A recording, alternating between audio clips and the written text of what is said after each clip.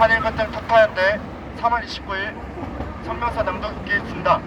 성명서 한일 정상회담을 굴욕 외교라고 비난한 반국가적 배타적 민족주의 세력인 전교조 노조 설립을 취소해야 한다. 전국 교직원 노동조합 전 교조가 22일 윤석열 정부의 굴욕 외교 규탄한다 제하의 성명에서 3.1절 기념사를 포함하여 방일 외교에 이르기까지 윤석열 정부는 자신들의 무능을 그대로 보여주었다고 비난한 데 이어 27일 이를 정당한 노동조합 활동으로 볼 수 없다고 지적한 고용노동부에 대해 협박성 공문이라고 규탄했다. 그리고 28일 윤석열 정권의 반역사적 정책 심판 등 총파업 투쟁을 선포하고 나섰다. 전교조는 민노총 가맹 조직으로서 지난 87년 민주화 운동에 힘입어 1989년에 창립된 교원노조 조직 운동이다. 전교조 내부에는 크게 민족해방파 NL과 민중민주파 PD가 대립하고 있었으나 NL이 주도권을 장악해 오늘에 이르고 있다. 따라서 전교조는 민족의 자주성 확보와 평화 통일을 앞당기기 위한 교육을 실천한다는 실천 강령이 상급단체인 민노총처럼 북한과 직간접으로 연계돼 정치적으로 작동 중이다.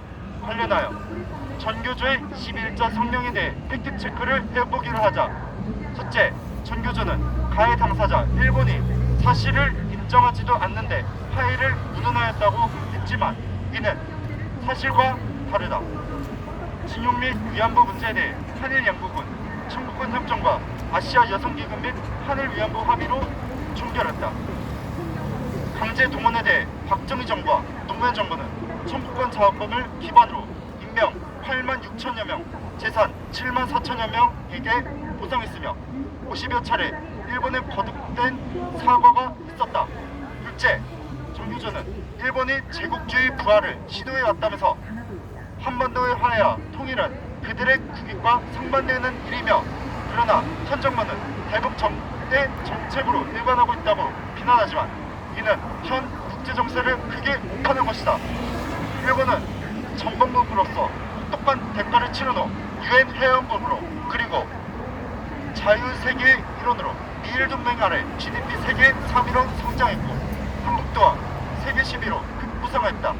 따라서 일본의 제국주의 부활은 과대망상에 불과하며 오늘 한 국민과 한미동맹은 점증하는 북핵 위기에 앞서서 한일 양국의 공조를 통해 대한민국의 안보는 물론 경제를 포함한 영내 안정을 필요로 한다. 셋째, 전교조는 학생들이 역사적 논쟁 상황에서 사실과 진실이 무엇인지 국가의 의미가 무엇인지 교육하겠다고 하는데 이러한 선동적 레토릭과는 별개로 전교조는 스스로 모순에 빠져있다. 그러다 하면 지난 역사에서 중국에 끌려갔던 수많은 공유와 환영령 등 순환사에 대해 전교조는 어떻게 설명할 것인가? 정작 문제는 최근 러시아의 일방적인 우크라이나 침공에 공조하는 북한이 핵 보유 상태에서 유교 남침을 다시금 상상하는 것은 어렵지 않다는 점이다. 따라서 우리는 북한 그리고 의도가 깊이 연계돼 국내 세력들로부터 대한민국을 방해할 수 있는지 그 중차대한 국가의 안보 교육을 종북 경향의 전교조에게 맡겨둘 수 없다. 미국의 노예제 폐지론자이자 정치 개혁가였던 프레더릭 더글라스는 우리는 현재와 미래를 유용하게 만들 수 있을 만큼만 과거와 관계를 맺어야 한다고 갈파한 바 있다.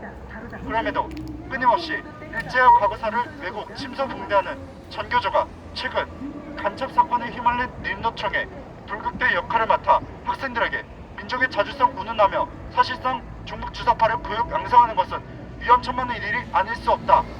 한일 갈등 타파연대는 반국가적 배타적 민족주의 세력의 전교조에 대해 노조 설립을 취소할 것을 윤석열 정부에게 강력 촉구한다. 2024년 3월 29일 한일 갈등 타파연대